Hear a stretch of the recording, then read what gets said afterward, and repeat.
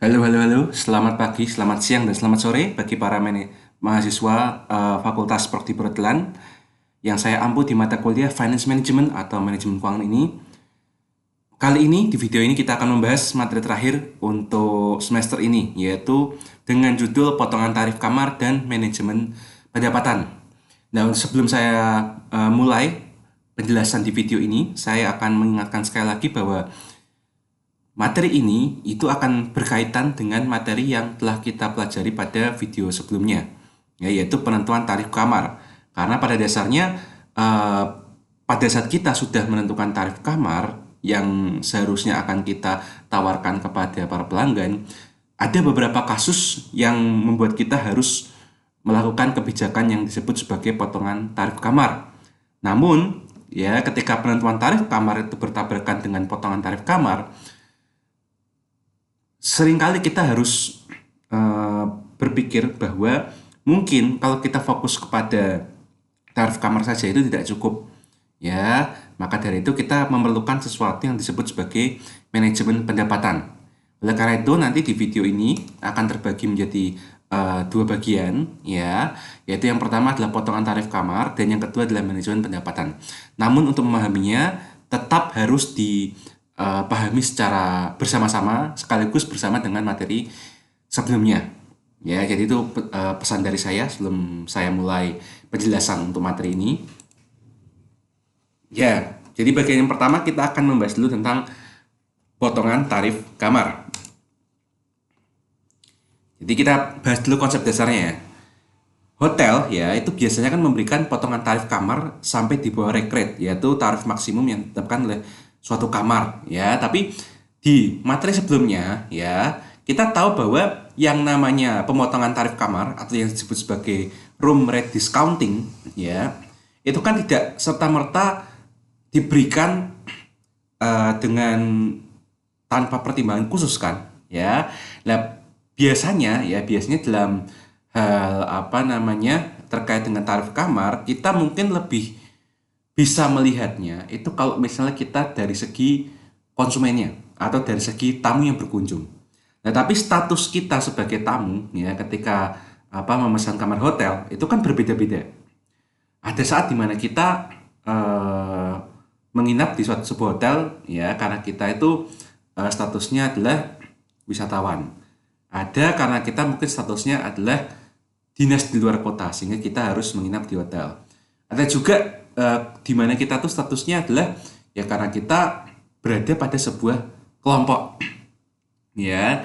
Nah, biasanya ketika kita sebagai tamu tersebut ya, mungkin kalau kita apa namanya teliti dan istilahnya berani, kita sebenarnya bisa menawar tarif kamar dalam artian, wah saya tuh bawa kelompok banyak loh di sini loh, apakah nggak ada rate khusus buat kami gitu ya. Jadi biasanya nego-nego seperti itu sudah lumrah.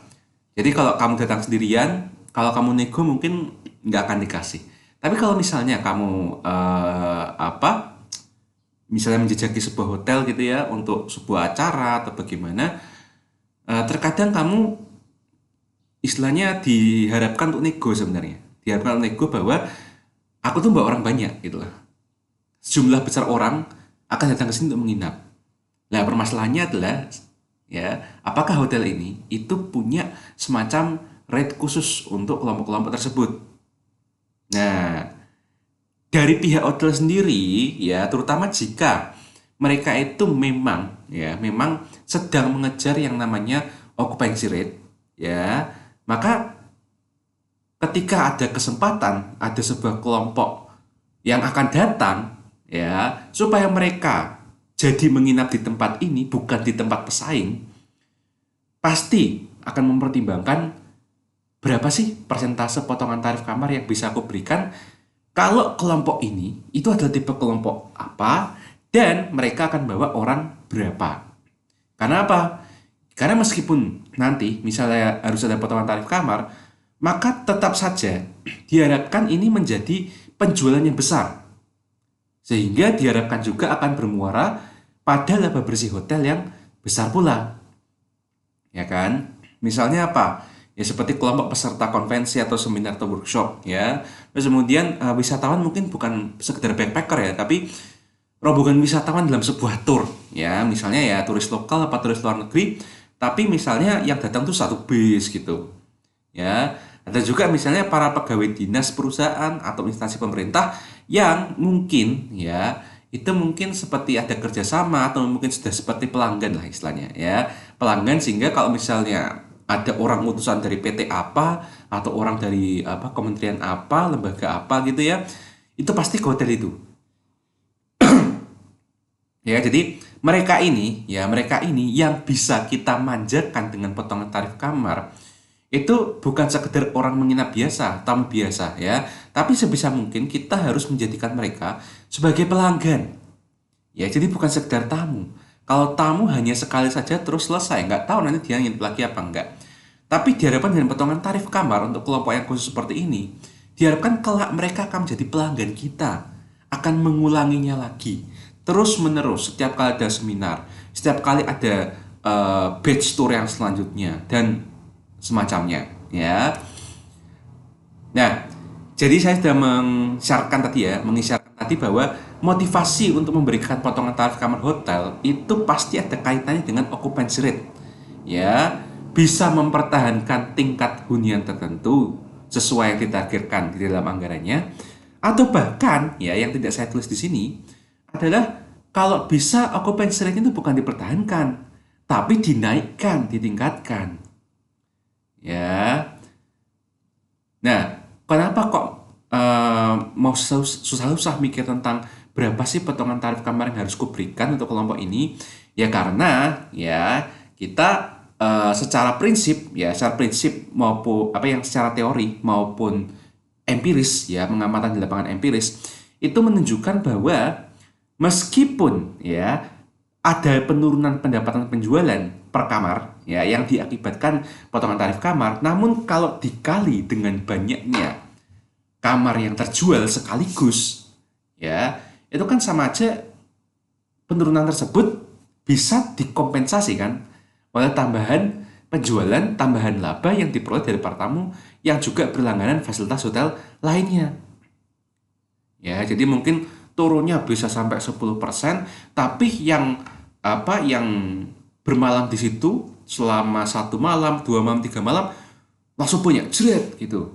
Occupancy rate-nya tercapai atau bahkan melebihi target. Dan karena dia mungkin menginapnya 2 hari, 3 hari, ya siapa tahu mungkin ada sebagian kecil atau sebagiannya yang ini berlangganan fasilitas lainnya.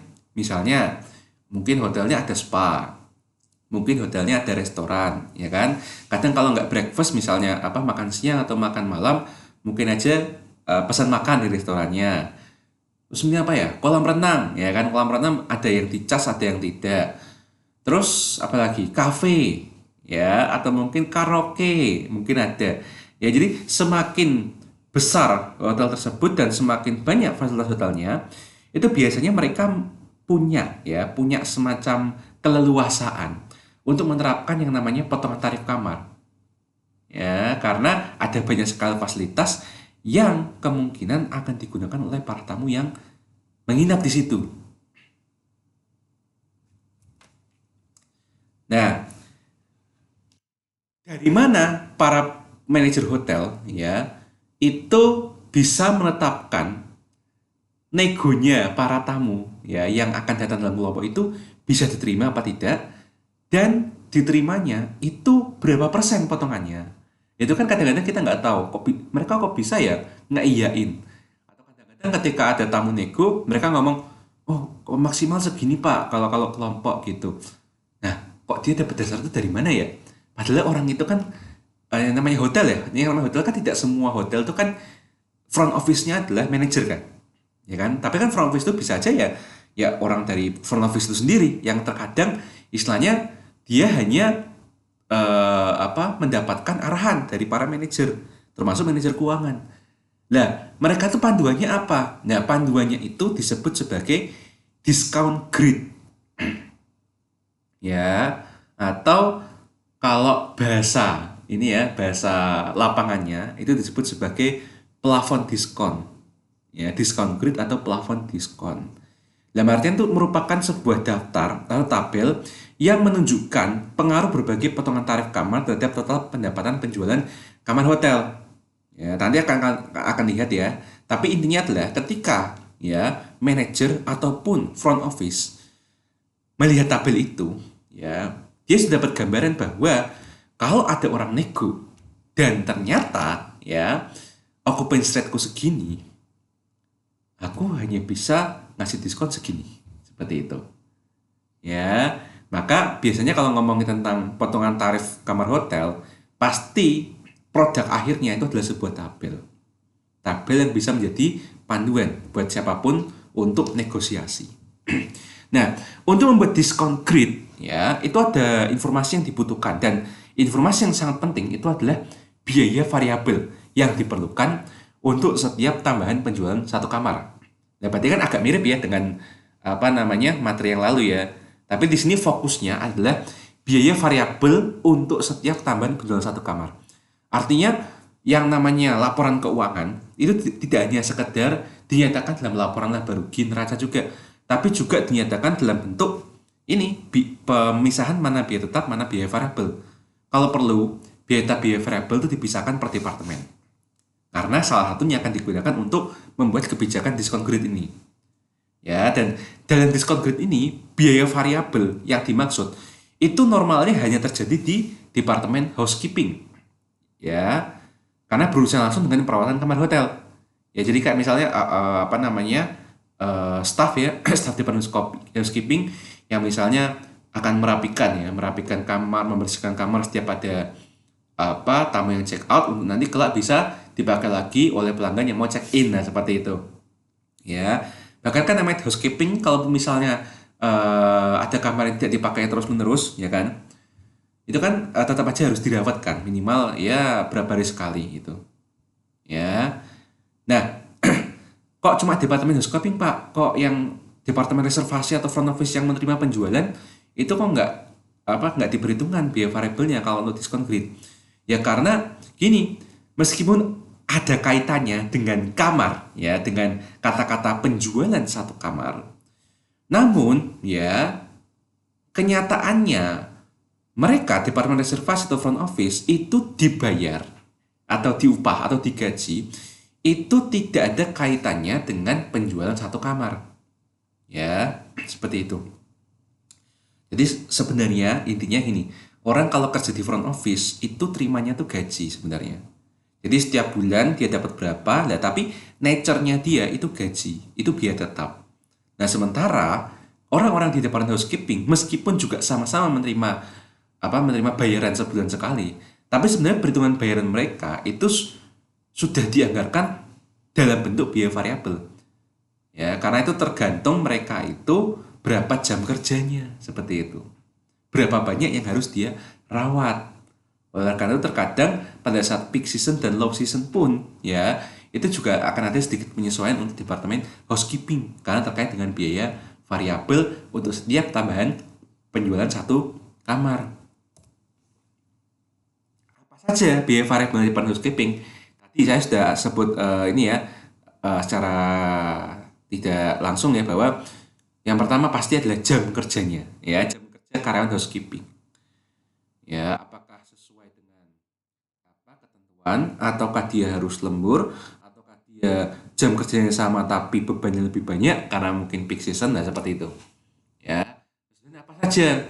Ya, yang kedua adalah biaya laundry, ya, linen, cucian, ya. Itu kan juga termasuk biaya untuk merawat satu kamar. Nah, sebenarnya supply kamar ya, misalnya sabun, sampo, pasta gigi dan sejenisnya. Ya, mau dipakai sampai habis atau mau dipakai sebagian atau bahkan dibawa pulang ya sama tamu hotel.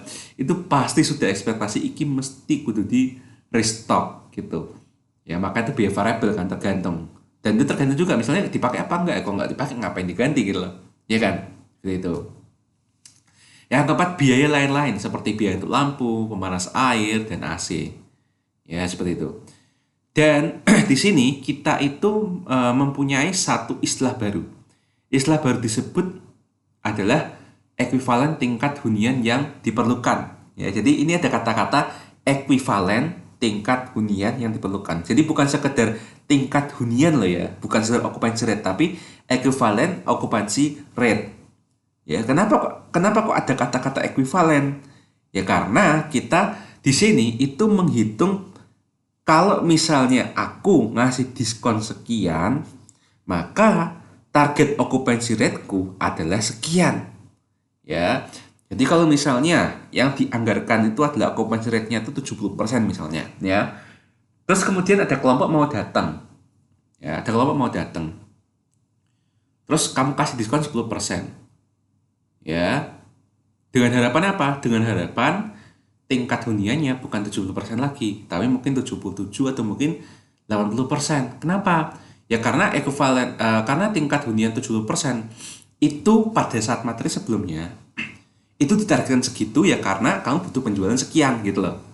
Tapi kalau tingkat penjualanmu turun gara-gara kamu kasih diskon, maka sebaiknya ya tingkat hunian yang diperlukan secara ekuivalen itu harus bisa nutup itu. Kalau perlu kasih diskon ini supaya dia mau seluruh kelompoknya nginep di situ sehingga occupancy rate-nya akan naik. Jadi logikanya seperti itu. Ya. Jadi intinya ekuivalen tingkat hunian yang diperlukan tuh penting karena kita harus mempertahankan total pendapatan setelah adanya potongan tarif kamar. Ya, dan kita dapat menggunakan rumus seperti ini. Ya, jadi pertama tingkat hunian saat ini berapa? Ya kan? Terus kemudian dikali dengan hasil bagi antara dua hal ini, ya. Hal yang pertama adalah selisih antara rake rate dan biaya variabel. Sementara rake rate tadi kan sudah didefinisikan sebagai tarif maksimum ya yang bisa impose kepada pelanggan untuk satu kamar. Dikurangi biaya variabel untuk satu kamar itu juga. Terus dibagi dengan rake rate yang dikalikan dengan 1 dikurangi persentase potongannya, itu nanti dikurangi biaya variabel juga. Ya, jadi kalau kalian perhatikan di sini ya, atas dan bawah itu sama-sama dikurangi biaya variabel. Cuma yang atas ini ya, ini kan sama-sama nih. Di sini ada dikurangi biaya variabel. Di sini juga dikurangi biaya variabel. Tapi yang di atas ini sebenarnya merepresentasikan keadaan normal. Ya. Sementara yang di bawah itu merepresentasikan keadaan di mana kita itu ngasih potongan tarif kamar.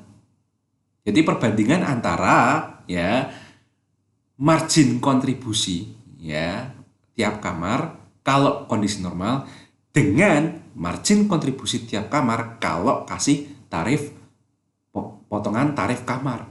Seperti itu. Jadi mudeng ya. Jadi itu apa dibagi apa itu sebenarnya perbandingan antara dua kondisi. Yang satu kondisi margin kontribusi per kamar kalau normal, yang kedua itu adalah margin kontribusi kalau kena potongan tarif kamar. Contohnya, Hotel Elok dengan 100 kamar itu mempunyai biaya variabel untuk setiap tambahan sewa satu kamar sebesar 10.000. Nah, apabila rake rate untuk semua kamar diasumsikan sama ya 80.000 per kamar dan tingkat hunian saat ini sebesar 70% serta ditetapkan potongan kamar 10%, berapakah equivalent occupancy rate yang harus diperoleh Hotel Elok agar nominal total penjualannya tetap terjaga meskipun ada potongan tarif kamar. Jadi hitung-hitungannya seperti ini ya. Jadi equivalent occupancy rate sama dengan tarif hunian saat ini 70% dikali rake rate-nya 80.000 dikurangi biaya variabel per kamar 10.000. Kemudian dibagi dengan 80.000 dikali potongannya atau bisa dibilang 80.000 kali 90% ya 90.000 berapa dikurangi 10.000. Nah, di sini kita bisa lihat bahwa nanti bagian sini ya itu akan menjadi 70.000 dibagi 72.000 dikurangi 10.000.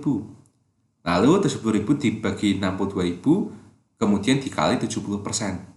Nah, terus 70% dikali 1,13 sama dengan 79,10%.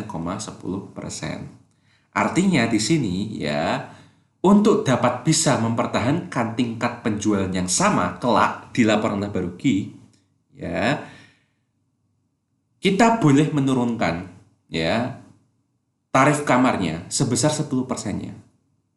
Atau kalau misalnya kondisi 100%-nya 80.000, maka kalau kena diskon 10% jadinya 72.000. Asalkan ya, jadi boleh begitu asalkan occupancy rate-nya itu bisa dinaikkan sampai 79,1%. Apalagi kalau lebih daripada itu, secara nyata itu lebih diinginkan. Tuh, ya. Kita buktikan. Benar nggak sih kalau hitungannya seperti itu akan menghasilkan penjualan bersih yang sama atau setara. Nah ini ya, ini tabel pertama yang warnanya merah bata ini ya, itu penghitungan total pendapatan penjualan kamar kalau sebelum diskon. Sementara yang kuning ini itu adalah perhitungan total pendapatan penjualan kamar kalau sudah dikasih diskon. Ya. Jadi kita di sini ada dua hal ya, pendapatan penjualan kamar dan total biaya variabel.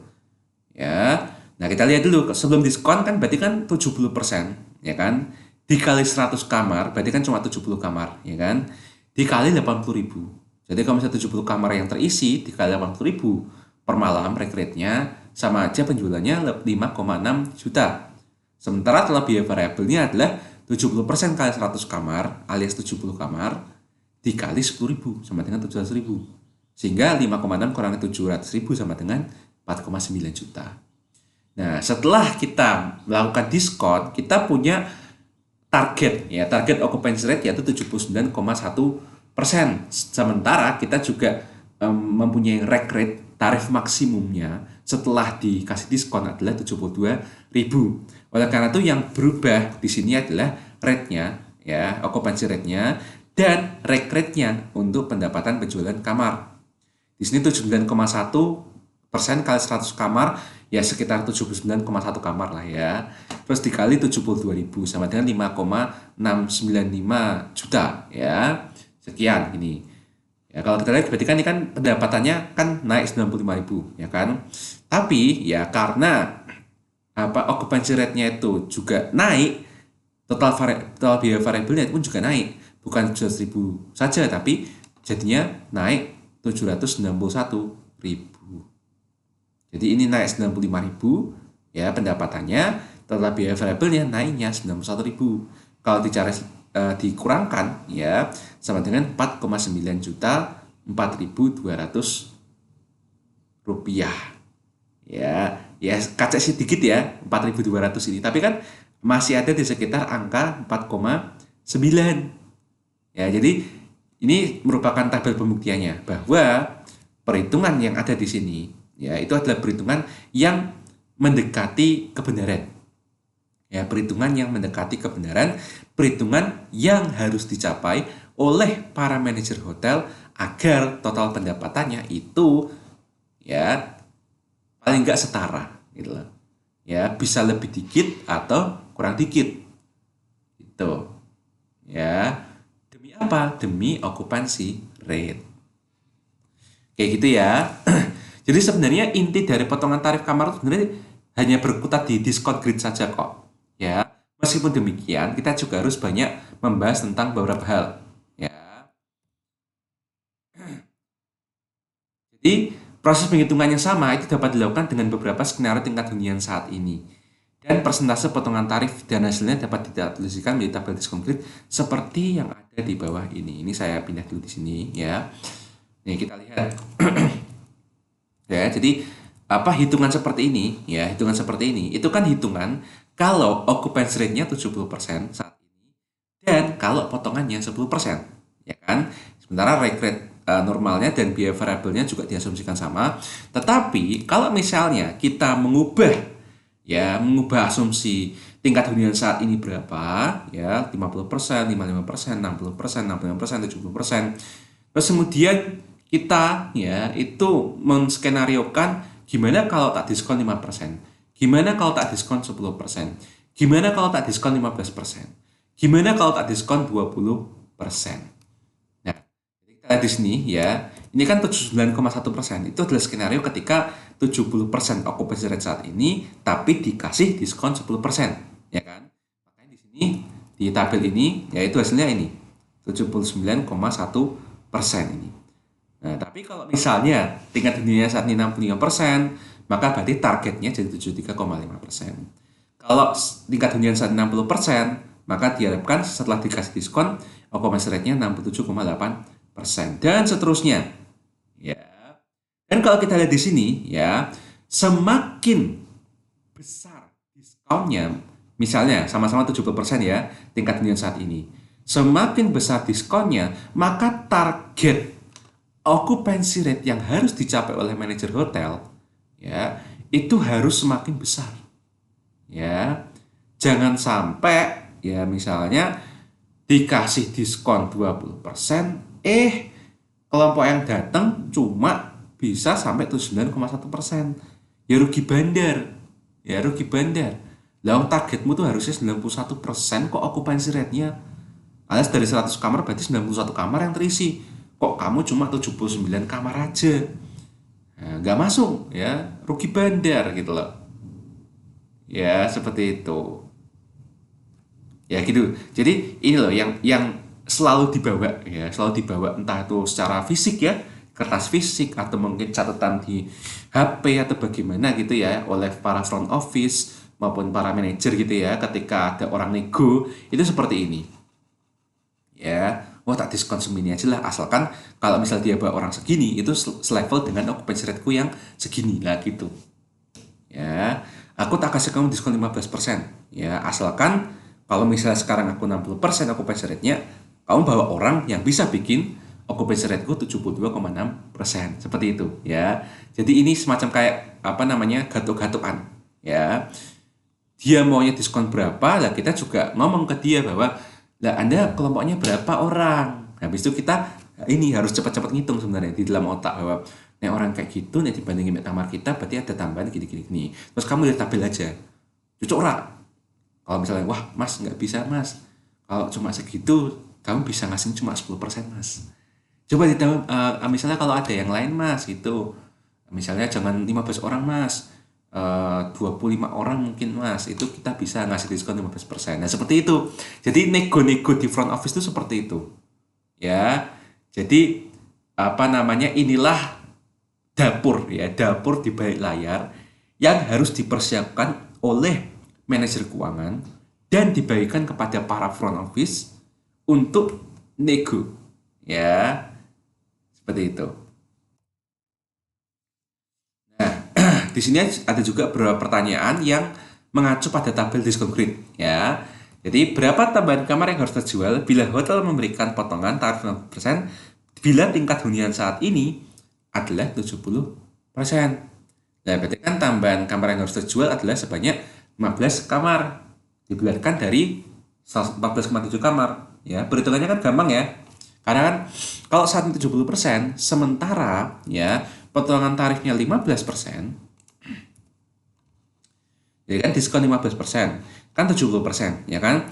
Berarti dia ada target 84,7%. Artinya kan ini kan 84,7 ke 70% itu kan ada selisih 14,7%. 14,7% kalau dikalikan dengan 100 kamar, di kasus ya, ya maka sama aja 14,7 kamar alias 15 kamar. Seperti itu. Ya. Dan berapa tambahan kamar yang terjual jika hotel memberikan potongan tarif 10% bila tingkat hunian saat ini adalah 60%. Nah, sama ya. Karena tadi apa namanya, saat 60% kemudian potongan tarifnya 10%, maka dia ada target bahwa dia harus menjual tambahan 7,8 kamar alias 8 kamar kalau dibulatkan. Ya, dan oleh karena itu, ya, ini trivia aja. Oleh karena itulah ketika perusahaan perhotelan itu membangun gedung hotel dan setiap lantainya itu ada berapa kamar, itu diusahakan kalau bisa itu bulat lemari gini, 65 kamar ya atau kayak semacam 67 kamar itu biasanya nggak ada, pasti belakangnya tuh nol ya, misalnya 70 kamar, 50 kamar, 100 kamar, 120 kamar. Kenapa? Ya karena kelak nanti yang akan apa namanya melakukan nego dan melakukan keputusan ya itu bukan manajer tapi front office. Nah, oleh karena itu akan sangat membantu front office bila sejak awal hotel tersebut disetting supaya apa kamar hotelnya itu genap. Genap artinya tuh satuannya 0 ya. Digit pertama itu 0, 120, 100 kamar. Intinya paling belakang tuh 0. Ya, seperti itu. Nah, selain discount grid, ya, selain discount grid, kita juga ada satu permasalahan yang disebut sebagai tarif kamar rata-rata potensial. Nah, tarif kamar rata-rata potensial itu sebenarnya tidak akan dipermasalahkan. Kalau misalnya, ya, itu hotel tersebut atau sebuah hotel itu adalah hotel yang hanya memiliki satu jenis kamar saja. Ya, misalnya semua tipenya single bedroom atau semuanya double bedroom. Atau mungkin kalau nggak single double ya, mungkin modelnya adalah standar gitu. Ya, standar, mungkin ada standar yang double bed, ada yang single bed, tetapi ujung-ujungnya satu kamar itu rate-nya sama. Nah, itu nggak akan dipermasalahkan ya, atau bahkan tidak perlu dicari yang namanya tarif kamar rata-rata potensial. Tapi ya, yang namanya hotel itu pasti kan sebagian besar kan ada banyak rate kan. Rate untuk tipe kamar yang single bed atau double bed atau mungkin yang tipenya itu lebih luas, lebih mewah gitu ya. Ada mungkin kamar apa yang hotel yang misalnya untuk kamar kapsul ya, untuk backpacker gitu.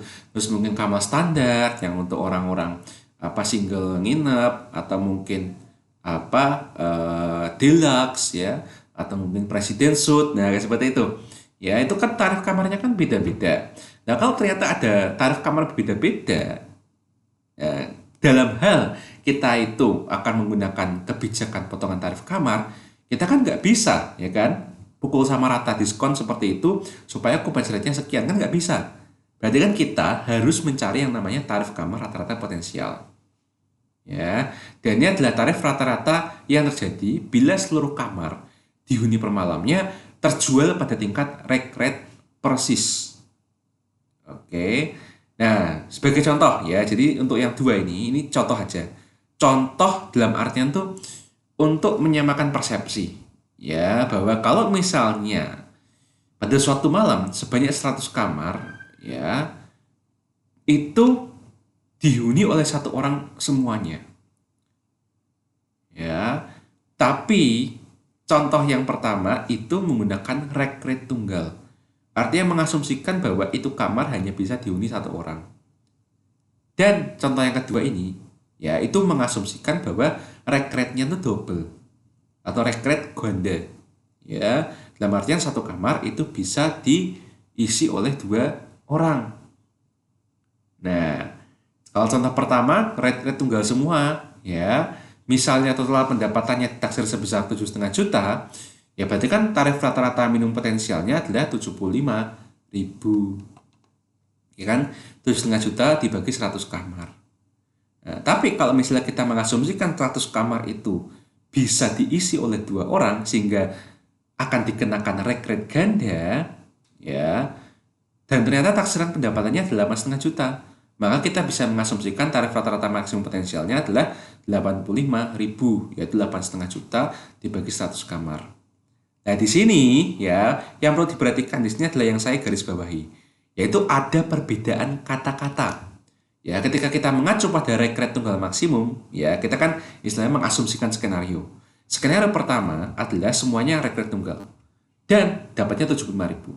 Sementara yang kedua 85.000 dengan asumsi rate-nya adalah ganda. Nah, 75.000 ini itu bisa disebut sebagai tarif rata-rata minimum potensial untuk hotel tersebut. Kalau misalnya yang nginep cuma satu orang semua.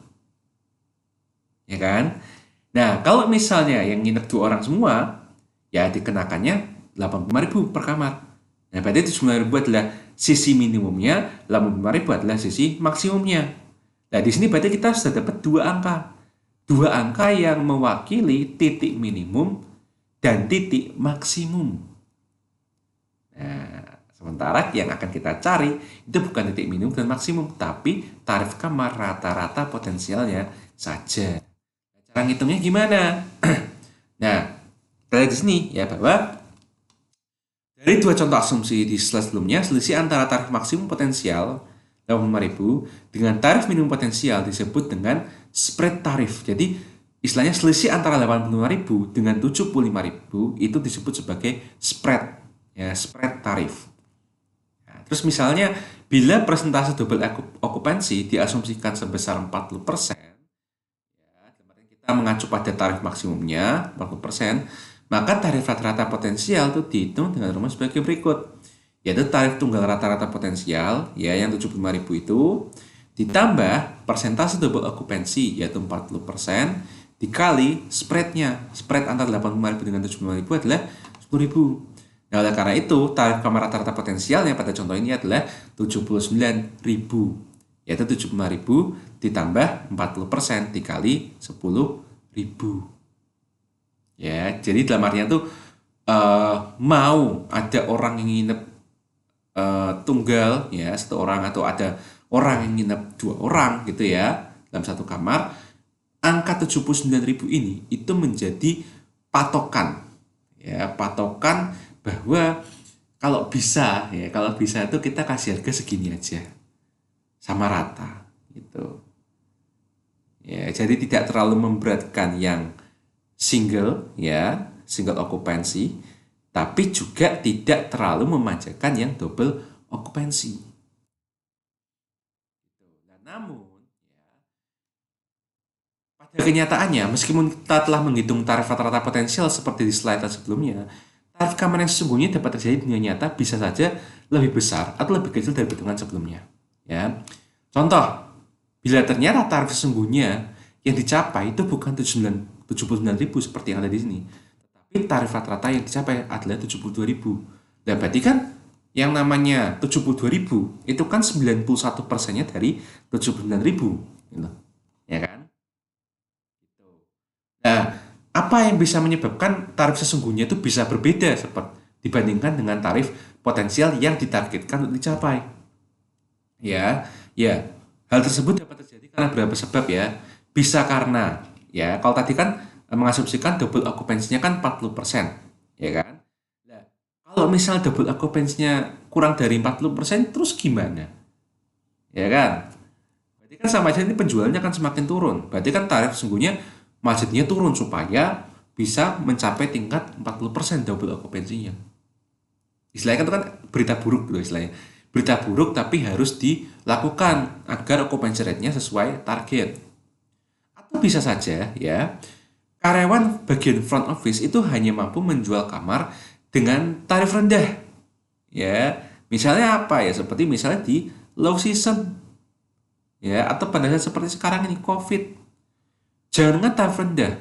Tarif yang intinya tuh kalau bisa rugi nggak apa-apa ya. Yang penting ruginya karena biaya tetap, bukan karena biaya variabel seperti yang sudah kita pelajari pada saat analisa break even point dulu itu, ya kan? Margin kontribusi boleh minus ya, tapi asalkan kita tidak bangkrut itu. Ya.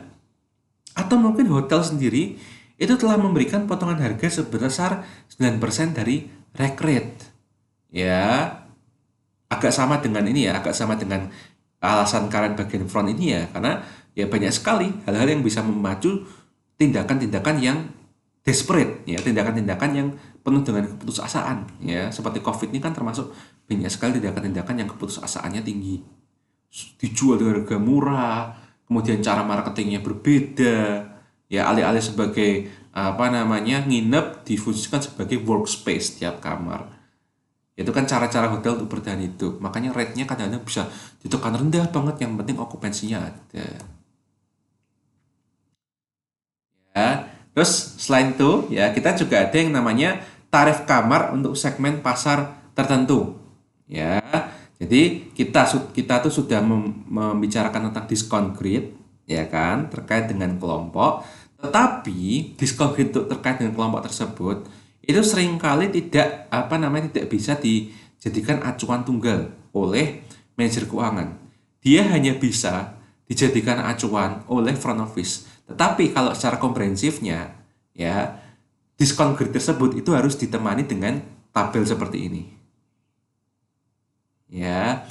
Misalnya gini, ya ini adalah segmen pasar ada 3 misalnya. Yang satu grup bisnis, yang satu grup konferensi, yang satunya grup tour. Ya. Nah, terus kalau kita lihat ya, jumlah kamar yang dihuni secara tahunan ya, grup bisnis itu ada 5.110 hari kamar ya dalam waktu setahun. Kemudian grup konferensi 4.471 hari kamar. Kemudian grup tour itu 3.994 hari kamar. Atau jumlahnya dalam setahun ada 12.775 hari kamar yang bisa dihuni. Terus kemudian kita lihat ya persentase dalam arti sales mix-nya ya, kita bisa lihat bahwa ya 5.110 dibagi 12.775 itu sama dengan 40%-nya ya kan angka 12.775 ini kan diasumsikan sebagai angka 100% kan, artinya setiap grup ya itu memiliki yang namanya sales mix atau di sini disebut sebagai komposisi penjualan kamar untuk masing-masing segmen pasar. Jadi 5.110 itu sama dengan 40%-nya 12.000 sekian, 4.471 itu sama dengan 30%-nya 12.775, 3.194 itu 25%-nya dari 12.775. Ya, kemudian ada yang namanya rake rate. Dalam artian ya karena ini persentasenya paling banyak, mungkin kebijakan manajer keuangan adalah ya untuk grup bisnis ya rake rate-nya tetap aja lah sama aja lah 100% gitu. Ya, karena apa? Mungkin biasanya kalau kayak konferensi atau seminar-seminar gitu ya, mungkin kan yang dipakai itu adalah ruang konferensinya. Ya, apa namanya? Grup bisnis. Dalam artian konferensi, sorry. Kita masih ngomongin grup bisnis kok ya. Kalau grup bisnis itu mungkin yang menginap itu adalah ya orang-orang yang punya agenda bisnis ya, misalnya dinas apa kerja dinas atau mungkin ya yang terkait dengan bisnis lah ya, artinya orang itu nginep di situ ya itu bukan untuk bersenang-senang, bukan untuk mendapatkan ilmu, tapi itu karena pekerjaan aja gitu. Dan biasanya nginepnya nggak lama-lama ya, misalnya cuma 1 malam saja. Dan ciri-cirinya juga kan kadang-kadang mungkin apa meskipun ada berapa orang gitu ya, misalnya ada satu tim gitu, misal 7 orang apa 5 orang sekalipun, tapi karena 1 malam ya itu kayaknya kalau dikasih diskon nggak bisa deh gitu loh ya, karena occupancy rate yang tercapai pada 1 malam itu tidak bisa diulangi di malam kemudian. Oleh karena itu tidak diputuskan tidak dikasih diskon, maka rate rate-nya 100%, biasanya gitu soalnya. Grup konferensi juga nyari-nyari sama ya. Kemarin kalau misalnya grup konferensi ini mungkin adalah grup seminar, workshop atau grup rapat gitu ya, dari organisasi yang nirlaba maupun organisasi yang mencari laba gitu ya. Mungkin kan dia nginepnya mungkin bukan semalam aja ya, tapi mungkin 2 malam atau 3 malam gitu ya. Dan biasanya mungkin dia itu nginep di situ ya, mungkin untuk apa namanya ya seperti tadi seminar, workshop mungkin 2 hari, 3 hari di situ. Mungkin itu adalah apa konferensi dari perusahaan yang keluar kota gitu atau dalam kota, atau mungkin apa namanya hanya sekitar sehari 2 hari saja tapi lokal. Nah kayak gitu-gitu meskipun ya, tapi nggak, paling nggak kan ini ya mereka kan istilahnya bisa menjamin occupancy rate lebih dari 1 malam ya kan, 1 malam mungkin 2 malam 3 malam gitu, nggak apa-apa lah kita kasih rate 90% aja gitu. Nah biasanya yang lebih murah hati ya rate-nya itu adalah kalau misalnya itu grup wisatawan, jadi bukan backpacker ya, bukan backpacker tapi grup wisatawan ya. Anggap aja misalnya ya kayak satu bis apa 2 bis kemudian nih pergi ke kota apa gitu ya, terus nginepnya home base-nya tuh di hotel itu terus. Nah yang namanya grup tour ya itu kan paling enggak satu itu kan bawa bisnya banyak banget ya kan, dua paling paling cepat pun nginepnya itu kan 2 malam. Jadi dengan banyaknya kamar yang bisa terjual dikali 2 malam occupancy rate yang bisa terjamin, itu aja sudah bisa membuat hotel itu memberikan rate rate yang tidak penuh, tapi rate rate-nya 80% dari maksimumnya ya, karena ya apa grup tour tersebut sudah memberikan eh, tambahan pendapatan yang sangat besar dalam waktu setahun, 1 tahun buku kerja ya kan.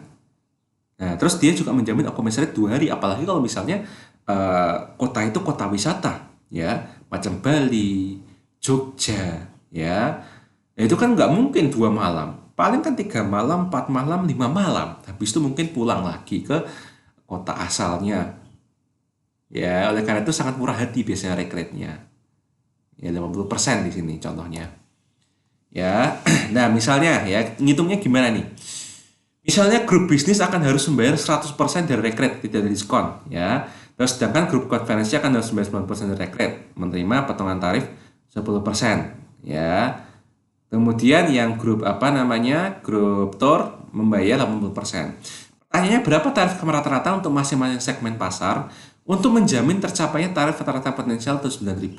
Berarti kita anggap aja ya dalam kasus ini tabel ini itu masih ada kaitannya dengan hasil perhitungan yang ini, ya bahwa hotel tersebut yang ada 100 kamar itu ditargetkan punya tarif kamar rata-rata potensial itu 9.000. Dan mereka itu punya 3 macam segmen pasar. Ya, dengan historical recordnya seperti ini.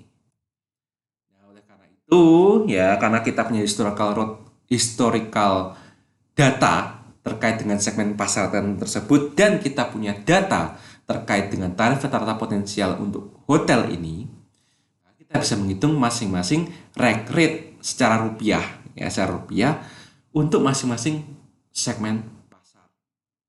Misalnya segmen pasar grup bisnis ya itu dapat dihitung seperti ini. Ya, jadi itu di sini rumusnya adalah 79.000. Jadi tarif rata-rata potensial ya dibagi 40% dikali 100% yaitu dari sini. Jadi persentase mix sales mixnya dikali rate rate-nya kemudian ditambah 35% dikali 90% itu datangnya dari sini grup konferensi. 35% dikali 90% ya ditambah 25% dikali 80%. 20% dikali 80% ya. Begitu ya. Nah, Pak, kenapa kok ini jadi rekret untuk segmen pasar grup bisnis? Ya karena gini, kita di sini itu kan mencari rekret rata-rata potensial yang baru. Sementara rekret untuk segmen grup pasar bisnis itu kan 100%. Berarti hasil hitungan ini itu adalah hasil hitungan rekret rata-rata potensial yang baru. Tetapi ini juga merupakan rekret segmen pasar grup bisnis. Ya karena apa ya? Karena apa yang perlu gitu. Apa yang perlu disesuaikan? Loh dia nggak punya diskon kok. Berarti kalau misalnya ada grup bisnis datang dan kita sudah punya jawabannya, jawaban rekret rata-rata potensial baru, misalnya ada orang, Pak, aku mau nginep di sini berapa satu malam? Ya, lah kita lihat aja di contekan kita. Oh, rate rata-rata potensial yang baru itu 86.339. Nah, tapi kalau orang ini karena dia kepentingannya untuk grup bisnis ya, maksudnya untuk kepentingan dinas atau bisnis yang cuma semalam doang, ya udah jangan dikasih diskon dong gitu loh. Ya, langsung aja tak kasih aja. Oh, harganya 86.339 rupiah Pak per malam. Itu ya logikanya gitu ya logikanya gitu dipikirkan dulu aja ya yang penting kamu udah dapat rate rata potensial yang baru berapa terus kalau kamu dapat angka ini ya udah kamu kalikan aja dengan grup bisnis berapa 100% ya 100% nya podo itu nggak usah diubah 86.339. Nah kalau misalnya kita harus mencari apa namanya rate untuk grup yang lainnya ya yaitu grup konversi dan tour sama ya yaitu 86.339.000 dikali ya kalau grup konferensi berarti kan dikali 90% kan karena kan diskon 10%. Sementara kalau grup tour dikali 80% karena dikasih diskon 80%. Ya jadinya grup konferensi 77.705, grup tour 69.671 rupiah.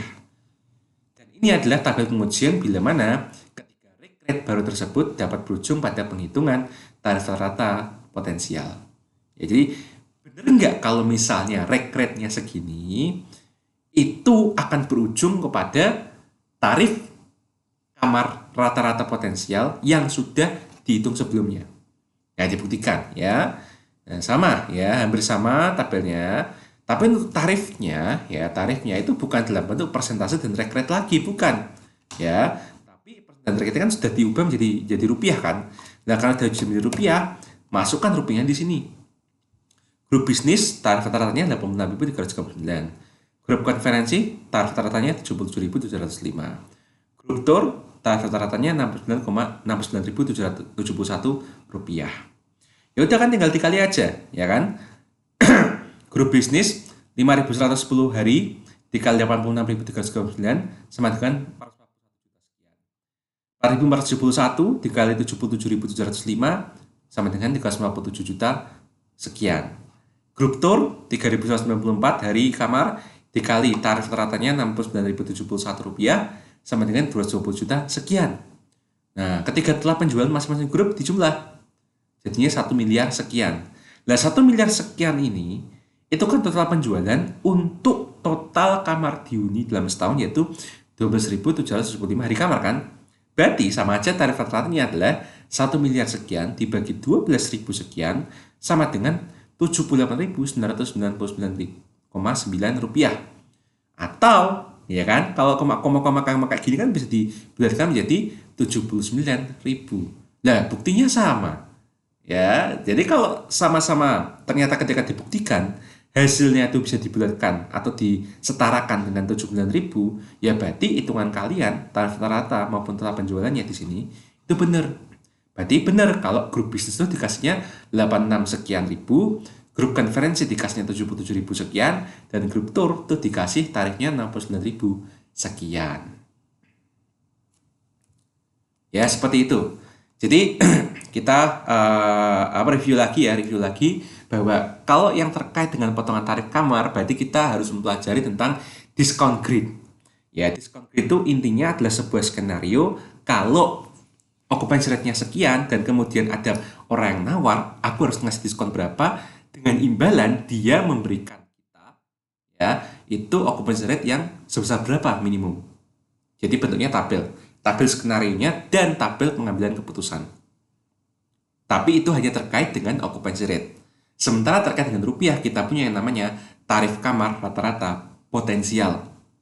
Nah, tarif rata-rata kamar potensial itu terkait dengan yang namanya fakta bahwa setiap hotel itu bisa single rate dan bisa double rate, tergantung jenis kamarnya yang beragam-ragam. Dan meskipun bisa ada perbedaan antara tarif yang nyata dikasih dengan tarif yang dihitung rata-rata potensialnya, dengan contoh tadi 79.000 ya, 79.000 itu bisa disebabkan oleh banyak faktor. Ya, tapi meskipun begitu kita tidak boleh melepaskan hitungan 79.000 tadi. Ya, karena angka tersebut itu akan dijadikan sebagai alat pengambilan keputusan kalau misalnya hotel kita itu menerima berbagai macam segmen pasar.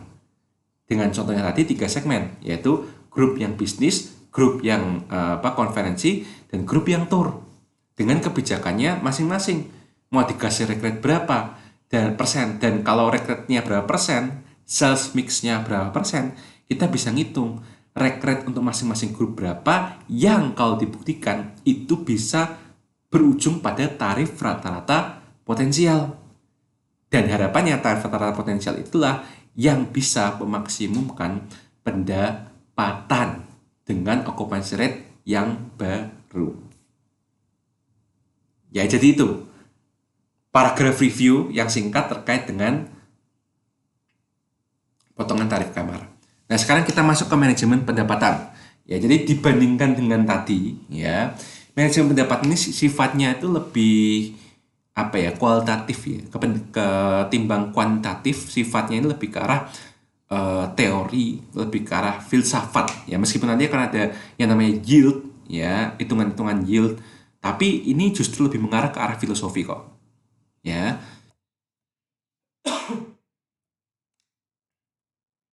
Oke, konsep dasar dari manajemen pendapatan ya. Kalau tadi sebelumnya ya, terkait dengan tarif kamar, itu kan pasti ada kaitannya dengan departemen kamar, ya, departemen housekeeping.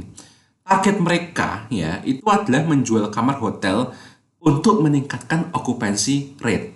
Ya, jadi di sini sifatnya adalah bisa menjual kamar hotel sebanyak mungkin, bisa menciptakan occupancy rate sebanyak mungkin, setinggi mungkin. Kalau bisa 100%, dan kalau ideal 100% terus, mau itu peak season, low season, meskipun itu mustahil. Ya, tetapi ya yang namanya manajemen hotel pada dasarnya ya itu dari tahun ke tahun atau bahkan dari era ke era itu disarankan untuk tidak fokus hanya untuk jual kamar hotel demi occupancy rate yang tinggi. Tetapi yang difokuskan adalah memaksimumkan pendapatan atau kita sebut sebagai yield dari kamar yang tersedia. Ya, jadi kalau ada ya kamar yang penting itu kamar yang terisi penuh atau gimana dengan keadaan suatu apapun ya, itu berarti itu adalah konsep yang istilahnya itu konsep lama ya, konsep klasik. Sementara konsep yang modern yang harusnya ditekankan oleh manajemen hotel yang modern itu adalah yield ya. Nah, sayangnya upaya pemasaran yang ada itu seringkali hanya menekankan pada pencapaian persentase hunian, occupancy rate ya, dan tarif kamar rata-rata, termasuk tarif kamar rata-rata potensial yang sudah kita hitung tadi. Ya, padahal ya, occupancy rate sendiri itu memiliki masalah pengukuran, yaitu ya, sebuah persentase itu tidak mampu menunjukkan bila mana pendapatan penjualan kamar telah dicapai secara maksimum. Dalam artian gini, mau occupancy rate-nya 50%, 60%, 70%, atau bahkan sampai 100% sendiri, itu hanya menjawab bahwa kamar hotel tersebut sudah penuh atau belum. Tetapi angka 100% sekalipun itu tidak menjamin bila mana penjualan tiap kamar secara persentase itu telah dicapai secara maksimum. Mungkin optimum ya penjualannya, tetapi tidak maksimum kalau fokusnya hanya occupancy rate. Apalagi seorang manajer ya, apalagi yang moralnya rada-rada dipertanyakan ya, itu bisa saja mengabaikan banyak sekali perhitungan ilmiah dan ilmu-ilmu yang sudah kita pelajari. Ya, jika ukuran prestasinya itu lebih dikaitkan dengan banyaknya occupancy rate. Jadi bisa mengorbankan tarif kamar. Yang penting aku occupancy rate-nya 100% terus. Dong aku ukuran prestasinya dikaitkan dengan occupancy rate tok. Ya. Jadi oleh karena itu sudah banyak para owner ya atau mungkin para CEO atau direktur ya itu yang sadar bahwa occupancy rate itu sangat tidak baik jika dijadikan satu-satunya ukuran prestasi seorang manajer hotel di tiap cabang ya seperti itu. Dan sebaliknya juga, seorang manajer bisa menolak menurunkan tarif kamar yang harus dijualnya bila ukuran prestasinya lebih dikaitkan dengan tarif kamar rata-rata yang mampu dicapainya. Ya, jadi kalau ukuran prestasinya terkait occupancy rate, dia bisa melakukan moral hazard. Ya kan? Tapi kalau misalnya dia ukuran prestasinya itu dikaitkan dengan tarif kamar rata-rata yang mampu dicapai, ya, maka nanti dia akan tidak luwes, tidak fleksibel, kaku dia. Aku punyanya rate-nya segini, kalau nggak mau sana cari hotel yang lain. Nah kalau kayak gitu kan pelanggan bisa menjauh ya kan, karena apa ya, pelanggan tidak mampu membayar tarif yang dicanangkan. Nah kalau pelanggan tidak mampu membayar tarif yang dicanangkan ya beneran akan menjauh dari hotel kita, bahkan mungkin nanti malah setia sama hotel pesaing kita. Lah kan belai kalau kayak gitu gitu ya kan.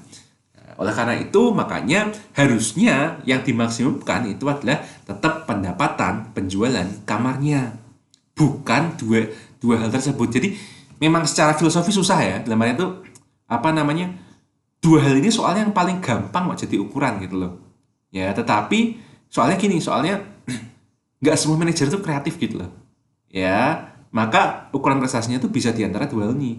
Nah tetapi dengan manajemen pendapatan, dalam artian tuh kalau manajer itu dikasih target bahwa penjualannya harus sekian, apapun caranya terserah gitu ya, itu pensiunnya akan lebih kreatif. Nah permasalahannya adalah kalau manajer tidak kreatif terus piye Jal? Tambah bingung. Ya, jadi memang ini kayak buah si malakama bahwa yang benar tuh memang harusnya gini, memaksimumkan pendapatan dari kamar yang tersedia atau disebut dengan yield, bukan hanya occupancy rate atau hanya tarif kamar rata-rata.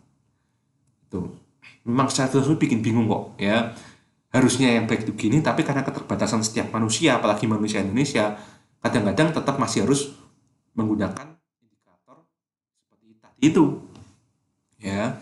Kalau nggak tarif kamar rata-rata yang tercapai, occupancy rate-nya yang tercapai lah itu loh ya.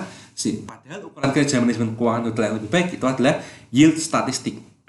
Yield itu adalah pendapatan sesungguhnya dibagi pendapatan potensial dikali 100%. Ini kan gampang banget, ya kan? Dalam arti itu, kita membandingkan antara potensi yang bisa kita capai dengan yang sesungguhnya kita peroleh. Itu aja kok. Jadi sebenarnya itu istilah yield itu kayaknya asing, tapi kalau tahu konsepnya itu gampang. Bahkan kita nggak perlu ngapalin rumus. Kita intinya kan cuma bandingin aja kan. Targetku sekian, aku mencapainya sekian. Jadi prestasiku tuh berapa persennya dari target. Seperti itu aja. Ya. Nah, sementara pendapatan potensial itu adalah total pendapatan penjualan kamar yang dihasilkan jika 100% okupansi dapat dicapai dan setiap kamar dijual pada tarif maksimum. Yaitu namanya pendapatan potensial. Contoh, sebuah hotel dengan 150 kamar dan tarif rate-nya maksimum 100.000 per malam, itu kan berarti sama aja kalau misalnya semuanya terjual dan semuanya nggak minta diskon, ya nerima aja 100.000, kan sama aja pendapatan potensial dalam satu malam itu adalah 15 juta. Nah, tapi apabila penghasilan sesungguhnya dari suatu malam itu adalah 10 juta, maka yieldnya adalah ini, 10 juta dibagi 15 juta. Nah, ini kan sebenarnya kan 10 bagi 15 kan. 10 bagi 15 itu kan bisa disederhanakan jadi 2 per 3. Ya, 2 bagi 3 sama dengan 0,6666666 gitu kan. Nah, kalau 100% sama dengan 66,66666 yang kalau dibulatkan jadinya 66,67%. Gitu. Ya.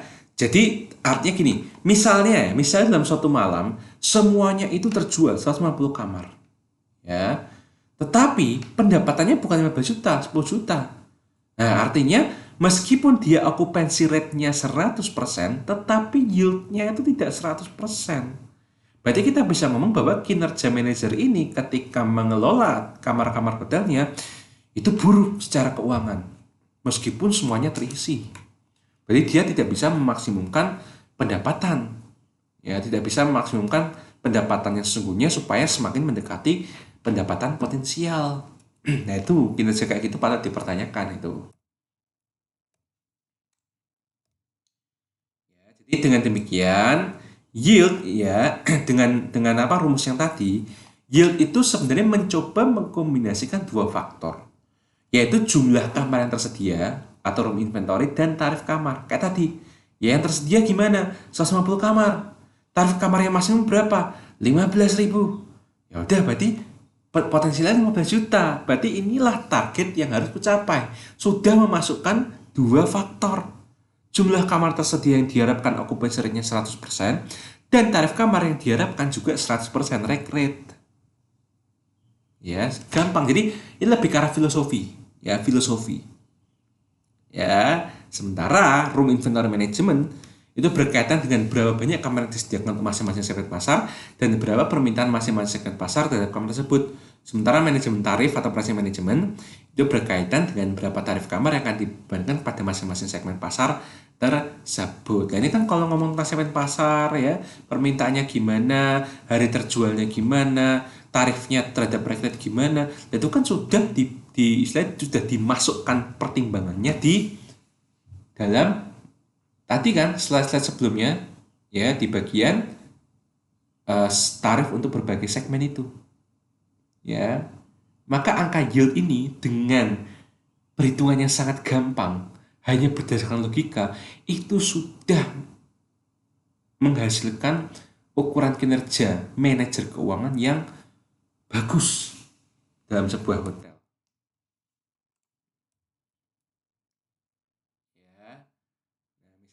Ya, jadi persentase yield yang sama itu juga dapat dicapai dengan kombinasi tarif kamar dan tingkat hunian yang berbeda-beda. Misalnya, contohnya ya, ada 3 skenario. Skenario A, B, dan C. Skenario A ya, itu memiliki 100 kamar dihuni dan memiliki tarif kamar rata-rata 100.000. Dengan sama aja 10 juta, ya kan? Skenario B itu punya 120 kamar dihuni dan masing-masing kamar itu tarifnya 83.334. Hasilnya 10 juta juga. Skenario C itu ada hotel punya 140 kamar dihuni. Dikali 71.430 tarif rata. Sama dengan 10 juta. Ya kan 10 juta ini kan pendapatannya sesungguhnya. Kalau dibagi dengan 15 juta, maka yield untuk ketiga skenario kan pasti sama. Yaitu apa? 66,67%. Ya. Jadi kombinasi kamar dihuninya gimana dan tarif rata-rata potensialnya gimana akan menghasilkan yield yang sama. Bisa aja gitu loh. Namun yang jadi masalah di sini tuh bukan yieldnya tuh bisa sama apa enggak. Yang harus diperhatikan adalah bahwa pada kenyataannya setiap skenario ya memiliki beberapa faktor yang akan membuat ketiga skenario tersebut itu berbeda secara fundamental. Ya. Jadi sama kalau pendapatan sama 10 juta, yieldnya juga ujungnya sama, tetapi dari angka-angka di sini aja kita sebenarnya bisa secara sekilas tahu bahwa something wrong gitu, dengan masing-masing skenario. Itu. Ya, salah satu yang bisa diperhatikan adalah kasus B, ya. Kasus B atau skenario B itu kan memiliki occupancy rate yang lebih besar, ya kan? Jadi di antara 150 kamar, ya, skenario A 100 kamar dihuni. Skenario B 120 kamar dihuni. Skenario C 120 kamar dihuni. Ya kan? Padahal kalau dibagi 150 berarti kan ini 150 kan sama aja 66,67% occupancy rate. Ya kan? 120 kamar ini sama aja dengan kalau 12 bagi 15 itu berapa tadi? Kalau dibagi 3 berarti 4 per 5. Ya. 4 per 5 berarti sama dengan 80% occupancy rate. Nah, 150% dibagi 150 kamar ya. 140 bagi 140 kamar itu kan sama dengan 14 per 15. Kan nyaris 98% occupancy rate-nya.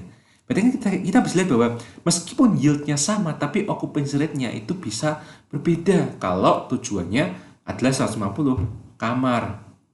Dan juga kita bisa memperhatikan bahwa dengan semakin banyaknya tamu yang menginap di hotel, diharapkan biaya variabel tersebut akan tertutupi atau malah jadi signifikan, artinya oleh kemungkinan para tamu tersebut menggunakan fasilitas hotel dan meningkatkan sumber pendapatan dari departemen lain. Jadi dalam artian gini, ya, mau occupancy rate-nya 66,67, 80%, 90%, yield-nya itu bisa sama, gitu loh.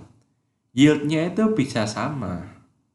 Oke, namun dalam hal ini yang lebih diuntungkan itu adalah skenario C. Meskipun sama-sama yield-nya sama. Kenapa? Karena pada dasarnya dia occupancy rate-nya lebih gede. Kalau occupancy rate lebih gede, tarif kamar itu tidak maksimum, tetapi diharapkan 40 kamar, mungkin anggap aja 40 sampai 80 orang gitu ya, yang ada di hotel tersebut itu bisa menggunakan fasilitas lainnya. Seperti yang saya ungkapkan di awal penjelasan materi ini, yaitu bisa restoran, bisa ruang konferensinya, bisa kafenya, karaoke-nya, spa-nya, kolam renangnya, seperti itu. Ya. Jadi ujung-ujungnya ya kita malah bisa menyimpulkan satu hal, yaitu ini ya, perlunya kompromi. Ya, jadi ini saya jelaskan lebih dulu meskipun ini di akhir-akhir ya, tapi saya jelaskan dulu. Ya, bahwa manajemen pendapatan itu tetap aja perlu kompromi. Ya, karena tadi skenario C tadi bahwa situasi occupancy rate 100% dan semua kamar jualan maksimum itu tentunya merupakan suatu situasi yang paling diinginkan semua manajer hotel. Namun disebut lain ganti dengan peak season dan low season sepanjang tahunnya membuat keinginan itu tidak realistis. Ya kan, sebenarnya skenario C tadi. Skenario tadi mungkin saja itu adalah skenario low season. Dalam artian, yang penting kamarku hampir semuanya terpenuhi, rate-nya tak turunkan tidak apa-apa. Ya, yang penting yieldku masih bertahan di angka sekian. Seperti itu. Ya, itu. Jadi, itu adalah contoh skenario yang membuat pendapatannya tidak maksimum. Padahal tujuan utama dari ilmu manajemen pendapatan adalah untuk memutus sebuah pemikiran trade-off antara memaksimumkan occupancy rate ataupun memaksimumkan tarif kamar. Gitu. Jadi pada dasarnya memang ini perlu kompromi. Kita bisa ngomong bahwa harusnya kita tuh fokusnya ke yield dong. Nah, tapi pada kenyataannya ada yang namanya peak season low season nih. Nah, adanya peak season low season atau bahkan pada masa pandemi seperti ini menuntut manajer tuh bisa kreatif. Ya, kreatif semaksimum mungkin. Oleh karena itu ya ada banyak hal yang secara idealisme harus dilanggar. Contohnya adalah ya memaksimumkan occupancy rate dulu lah gitu loh. Seperti itu. Ya makanya ini lebih karena filosofi memang kok ya.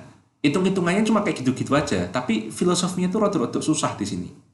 Ya, dan ini tetap akan menghantui kalian. Ya, kalau kalian nanti kerja di perhotelan, kalian nyasar yang di bagian keuangan, ini adalah sebuah apa namanya peristiwa, sebuah filosofi yang akan menghantui kalian. Mana yang harus kalian pentingkan? Ya, supaya tujuannya apa? Ya tujuannya adalah memaksimumkan kemakmuran pemegang saham, memaksimumkan kemakmuran para pemilik perusahaan. Seperti itu. Ya, maka situasi kompromi ini tarik ulur ini harus terjadi di alam pikiran kita ketika kita melakukan pengelolaan manajemen keuangan di hotel tersebut. Ya, oke, saya kembali lagi ke sini. Ya, ke sini. Ya, kita kan baru sampai di sini ya. Nah, yield itu kan tadi secara gampangnya adalah perbandingan antara penjualan yang sesungguhnya dibagi penjualan yang potensial, ya kan? Kemudian dipersenkan. Nah, tapi yield itu juga bisa dihitung dengan melakukan perkalian antara persentase hunian sesungguhnya, yaitu actual occupancy rate, dan rasio tarif rata-rata atau average rate ratio. Contohnya, dengan memakai data-data ketiga skenario di slide sebelumnya, ini ya. Ya, jadi kita pakai skenario di sini dulu ya. Terus ya, dan jika diketahui tarif potensial rata-rata maksimum adalah 100.000, ya, yaitu 15 juta dibagi 100 kamar, maka yield untuk skenario A, B, dan C sekaligus adalah sebagai berikut. Ya, sebenarnya kan sama aja sih, 6,7% juga sih jawabannya, ya kan? Tapi ya caranya adalah dengan memperbandingkan bahwa, wah, kalau kasus A nih, maaf nih kurang ya, kasus A, B, C nih harusnya ya. Kasus A, kasus B, kasus C. Kasus A 100 kamar, kasus B 120 kamar, kasus C 140 kamar. Ya, maksimumnya adalah oke, ini banyak yang salah ya. Ini banyak yang salah. Sebentar saya benar. Oke, baik, ini sudah saya betulkan ya. Jadi di sini ya, tadi saya ulangi lagi. Contoh, dengan memakai data-data ketiga skenario di slide sebelumnya, dan jika diketahui tarif potensial rata-rata maksimum adalah 100.000, yaitu dari 15 juta dibagi 150 kamar, maka yield untuk skenario A, B, dan C sekaligus adalah sebagai berikut. Ya, kasus A, kasus B, kasus C, 100 kamar dibandingkan dengan 150 kamar, kasus B, 120 kamar dibandingkan dengan 150 kamar, kasus C 140 kamar dibandingkan 150 kamar dikali dengan perbandingan antara rate yang sesungguhnya dengan rate maksimumnya. Kalau kasus A, rate yang sesungguhnya adalah 100.000, ya kan? Kita bisa lihat di sini. Ya, bahwa tarif rata-ratanya 100.000, B 83.000 sekian, C 71.000 sekian. Nah, kita bisa membawanya ke sini. Ya, kita bisa membawanya ke sini. Jadi sesungguhnya 100.000 dibagi 100.000 yang maksimum. Terus 83.000 yang sesungguhnya dibagi 100.000 yang maksimum. Kemudian 71.000 yang sesungguhnya dibagi 100.000 yang maksimum. Nah, ini kita bisa lihat bahwa 100 bagi 150, 66,67. 120 bagi 150, 80%. 140 bagi 150, 93,33% hunian. Dikali dengan rasio tarifnya. Kalau ini kan sama ya, antara yang sesungguhnya dengan yang maksimum adalah 1. Berarti sama aja, 66,67%. Berarti 80% hunian dikali dengan, ya ini rasio tarifnya adalah 0,83333. Ya kan, 83333 ini dibagi 100.000 kan sama dengan ini. Dikali juga sama hasilnya, 66,67%. Kemudian 71.000 sekian dibagi 100.000 kan sama dengan 0,7143 rasio tarifnya. 93,33% dikali 0,71 sama dengan 66,67%. Tuh, ya. Jadi dengan mengkalikan kedua konsep ya, occupancy rate dikali rasio tarif kamar, maka kita memperoleh angka tunggal yang komprehensif atau single integrated statistic. Jadi yield ya itu bisa menjadi single integrated statistic yang bisa menjadi ukuran kinerja manajemen hotel yang lebih bermakna dan konsisten.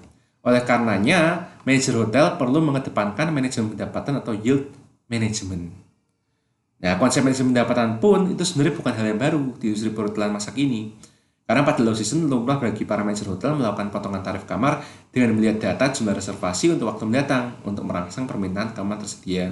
Sebaliknya pada peak season, di mana tingkat hunian kamar bisa melebihi 1%, mereka dapat menaikkan tarif kamar bagi para tamu yang diketahuinya akan bersedia membayarnya demi menjamin reservasi.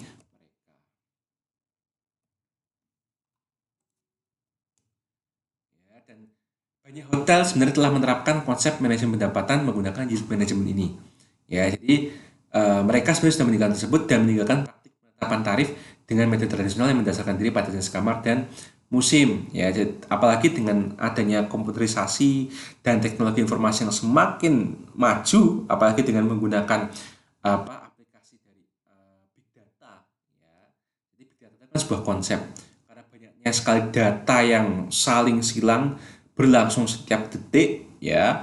Kalau kita bisa memprosesnya menggunakan teknologi untuk bisa memproses big data tersebut, kita bisa menggunakannya untuk meramalkan permintaan kamar. Sehingga kalau udah bisa meramalkan permintaan kamarnya berapa untuk setiap harinya, maka tidak perlu lagi adanya tebak-tebakan target penjualan.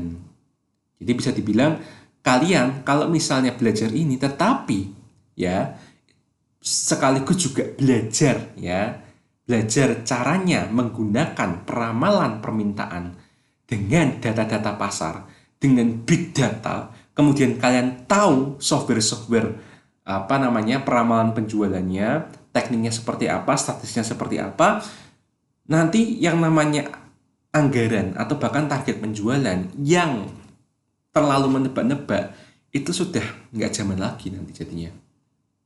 Ya, dengan menerapkan manajemen pendapatan ini, hotel dapat memiliki berbagai macam tarif kamar seperti yang kita ketahui bersama di banyak hotel-hotel besar. Dan dengan memiliki berbagai tarif kamar, sistem manajemen pendapatan akan dapat mempengaruhi permintaan bahkan lama tinggal tamu untuk meningkatkan laba hotel tersebut. Ya, jadi itu materi yang terakhir untuk semester ini, untuk mata kuliah ini. Ya, saya ucapkan terima kasih karena kalian yang sudah menonton ya video penjelasan ini, yang sudah mengikuti perkuliahan ya dengan disiplin ya, karena saya tahu banyak yang malas untuk di masa pandemi ini untuk melihat video penjelasan, ada yang malas untuk membaca, tapi untuk kalian yang masih rajin, saya ucapkan terima kasih ya. Setidaknya saya berharap agar kerja keras kalian selama masa pandemi ini, belajar secara mandiri dengan sistem seperti ini itu bisa terbalaskan ya. Dan kalau misalnya ya entah di mata kuliah ini ataupun di kesempatan lain di luar mata kuliah ini, kalau misalnya ada yang mau ditanyakan juga silakan ditanyakan ya, baik lewat WA maupun lewat vid call ya, Google Meet, Zoom bisa ya. Akhir kata, sekali lagi terima kasih sudah bersama dengan saya selama 1 semester ini. Kita masih punya 1 pertemuan lagi yang akan kita bahas untuk kisi-kisi ya, untuk UAS dan juga untuk berdiskusi kalau misalnya masih ada yang tanyakan. Jadi kita ketemu lagi di kuliah online minggu depan, yaitu di tahun baru ya, tahun 2021 selanjutnya. Terima kasih.